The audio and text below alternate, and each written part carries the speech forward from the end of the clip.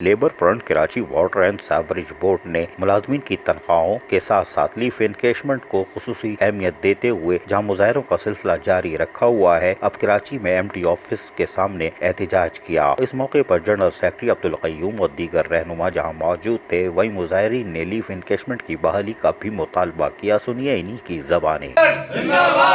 لیو encashment حلال کرو، لیو encashment حلال کرو، لیو انکیشمنٹ حلال کرو، لیو انکیشمنٹ حلال کرو، کرسٹل کے 9,500 ادا کرو، کرسٹل کے 9,500 ادا کرو، کرسٹل کے 9,500 ادا کرو، لیو انکیشمنٹ حلال کرو، لیو انکیشمنٹ ادا کرو۔ مظاہرین جہاں نعرے بازی کرتے رہے، بعد ازاں general secretary labour front Abdul Qayyum اور دیگر رہنماؤں نے M D water board engineer Asadullah Khan سے بھی ملاقات کی اور اس موقع پر تنخواہوں اور لیو انکیشمنٹ کے حوالے سے کھل کر تبادلہ خیال کیا گیا۔ M D water board engineer Asadullah Khan نے آنے والی یونین لیبر فرنٹ کے رہنماؤں کو اور کارکنان کو یقین دلایا کہ وہ سندھ حکومت سے مسلسل رابطے میں ہیں اور وزیر بلدیات سید ناصر حسین شاہ کی کاوشوں سے سمری فائنانس ڈپارٹمنٹ پہنچ چکی ہے اور جلد ہی تنخواہوں کے ساتھ ساتھ لیو انکیشمنٹ کو بھی حل کرنے کے لیے پوری کوشش کی جا رہی ہے۔ M D water board engineer Asadullah Khan کے مطابق ریکوری کا بھی مسئلہ ہے، لیکن general secretary Abdul Qayyum labour front کا کہنا تھا کہ سال میں ایک دفعہ مذہبی تہوار آتا ہے اور اس کے لیے محنت کش پر امید تھے کہ ان کو اس ماہ 9,500 کی رقم ملے گی، جس سے وہ اپنے بیوی بچوں کو شاپنگ کرا لیں گے اور عید الفطر کی خوشیوں میں شریک ہوں گے۔ لاک ڈاؤن کی صورت میں اجناس خریدنے پر